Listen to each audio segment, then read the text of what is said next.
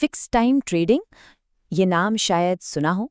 एक ऐसी दुनिया जहां कहते हैं कि अगर प्लान सही हो तो सफलता मिल सकती है। तो आज इसी की तह तक चलते हैं और देखते हैं कि ये आखिर काम कैसे करता है। चलिए शुरू करते हैं। और ये लाइन, सफल ट्रेडर इसे एक बिजनेस की तरह प्लान करते हैं, यही आज की सारी बात का सार है। देखिए, सफल ट्रेडिंग कोई किस्मत का खेल नहीं है, ये एक प्रॉपर बिजनेस है और इसे चलाने के लिए बिल्कुल वैसे ही प्लानिंग और डिसिप्लिन चाहिए जैसा किसी भी कामयाब बिजनेस को चलाने के लिए लगता है। तो सबसे पहले एक बहुत बड़े कन्फ्यूजन को ही दूर कर लेते हैं।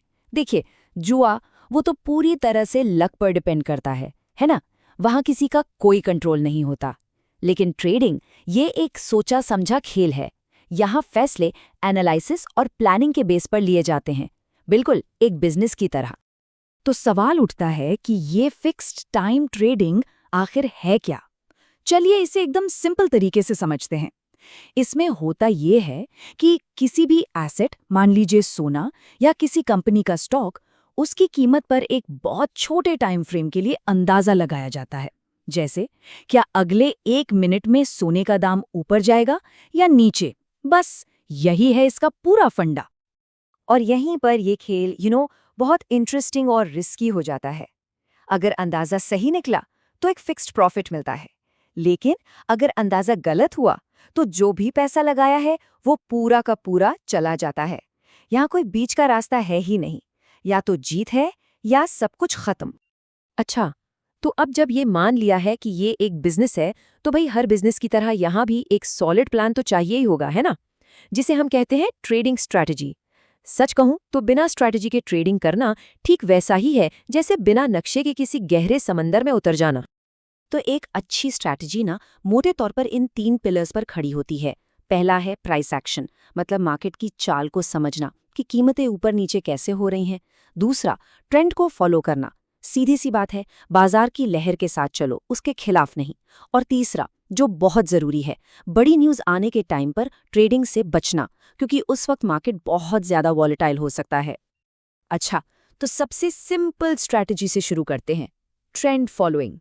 इसमें कोई रॉकेट साइंस नहीं है। अगर मार्केट लगातार ऊपर जा रहा है तो अप ट्रेड किया जाता है, और अगर मार्केट नीचे की तरफ गिर रहा है तो डाउन ट्रेड। बस इतना ही। अब आते हैं उस चीज पर जो शायद स्ट्रैटेजी से भी ज्यादा जरूरी है, अपना पैसा। एक बात हमेशा ध्यान में रखनी चाहिए, ट्रेडिंग में पहला गोल पैसा कमाना नहीं बल्कि अपने कैपिटल को बचाना है। क्योंकि सीधी सी बात है, अगर पैसा ही नहीं बचेगा तो फिर बिजनेस चलेगा कैसे? और ये नियम तो समझ लीजिए पत्थर की लकीर है, इसे कभी नहीं तोड़ना है। किसी भी एक ट्रेड पर अपने टोटल कैपिटल का 2 से 5% से ज्यादा का रिस्क कभी नहीं लेना है। ये एक तरह का सेफ्टी कवच है जो एक ही झटके में सब कुछ गंवाने से बचाता है। ये वाला नियम इमोशंस को कंट्रोल में रखने के लिए है। अगर लगातार 3 ट्रेड्स में लॉस हो जाए तो फौरन ट्रेडिंग बंद कर देनी चाहिए। स्क्रीन से हट जाओ, एक ब्रेक लो। ये उस रिवेंज ट्रेडिंग वाली खतरनाक मेंटालिटी से बचाता है जो अक्सर और भी बड़े लॉस का कारण बनती है। एक बात को दिमाग में बिठा लेना बहुत जरूरी है, ये कोई स्प्रिंट नहीं, ये एक मैराथन है। यहाँ गोल एक ही दिन में जैकपॉट मारना नहीं है। असली गोल है लंबे समय तक इस गेम में टिके रहना और धीरे धीरे लगातार छोटे छोटे प्रॉफिट्स कमाकर अपने कैपिटल को ग्रो करना। ठीक है, तो अब हमारे पास एक स्ट्रैटेजी का आइडिया है और पैसा बचाने के रूल्स भी हैं, लेकिन इस पूरे प्लान को एक्शन में लाने से पहले सही टूल्स और प्रैक्टिस के लिए एक सेफ जगह की भी तो जरूरत पड़ेगी। और यहीं पर सबसे बड़ा सवाल खड़ा होता है, भाई अपनी स्ट्रैटेजी को बिना असली पैसा दांव पर लगाए टेस्ट कैसे किया जाए? आखिर कोई भी एक अनटेस्टेड प्लान पर अपनी मेहनत की कमाई क्यों लगाएगा, है ना? तो इसका जवाब है एक डेमो अकाउंट। ये एक किस्म का प्रैक्टिस मोड है जहां ट्रेडिंग के लिए वर्चुअल मनी मिलता है, लेकिन मार्केट बिल्कुल असली होता है। यहां अपनी स्ट्रैटेजी को बिना एक भी रुपया खोए टेस्ट किया जा सकता है। ये बिल्कुल वैसा है जैसे असली मैच से पहले नेट प्रैक्टिस करना, जो कि बहुत ही जरूरी है। डेमो अकाउंट के अलावा ये 2 टूल्स और हैं जो कामयाबी के लिए बहुत ज़रूरी हैं। पहले हैं इंडिकेटर्स।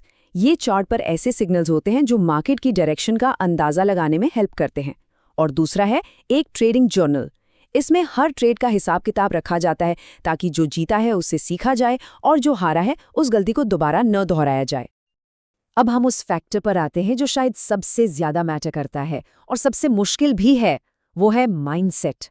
दुनिया की सबसे बेहतरीन स्ट्रैटेजी हाथ में हो सकती है, लेकिन अगर दिमाग ही कंट्रोल में नहीं है तो कामयाबी मिलना लगभग नामुमकिन है। ये स्लाइड ना दोनों के बीच का फर्क बिल्कुल शीशे की तरह साफ कर देती है। एक गैम्बलर वो चलता है लक, डर और लालच जैसे इमोशंस पर। वहीं एक ट्रेडर वो चलता है कैलकुलेशन, पेशेंस और डिसिप्लिन के सिद्धांतों पर। तो ये चुनना बहुत जरूरी है कि किस रास्ते पर चलना है। तो आखिर में कामयाबी का जो फॉर्मूला है वो सिर्फ चार्ट्स और नंबर्स का खेल नहीं है।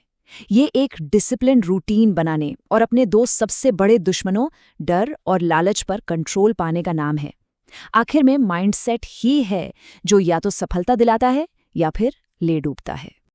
तो अब जब इस पूरे प्रोसेस को समझ लिया है तो कुछ आखिरी और बहुत बहुत ज़रूरी वार्निंग्स पर ध्यान देना भी ज़रूरी है, जिन्हें बिल्कुल भी इग्नोर नहीं किया जा सकता। इस बात को बिल्कुल साफ साफ समझ लेना चाहिए, फिक्स टाइम ट्रेडिंग में अपना सारा कैपिटल खोने का एक बहुत बड़ा और रियल रिस्क होता है। ये कोई गेट रिच क्विक स्कीम नहीं है। खासकर भारत के कॉन्टेक्स्ट में ये समझना बहुत ज़रूरी है कि इसे एक इन्वेस्टमेंट की तरह नहीं देखा जाता। इसे एक हाई रिस्क स्पेक्युलेटिव प्रोडक्ट के तौर पर क्लासिफाई किया जाता है। इसलिए अगर कोई इसमें कदम रखने का फैसला करता भी है तो हमेशा सिर्फ उतनी ही छोटी रकम से शुरुआत करनी चाहिए जिसे खोने से किसी की फाइनेंशियल हालत पर कोई फर्क ना पड़े। तो आखिर में एक सवाल सबके लिए है, इस सारी जानकारी, इन स्ट्रैटेजीज और सारी वार्निंग्स को जानने के बाद क्या इसमें जो पोटेंशियल रिवॉर्ड है वो इसके साथ आने वाले भारी रिस्क को उठाने के लायक है? ये एक ऐसा सवाल है जिसका जवाब हर किसी को अपने लिए खुद खोजना होगा। इस पर गंभीरता से सोचने की जरूरत है।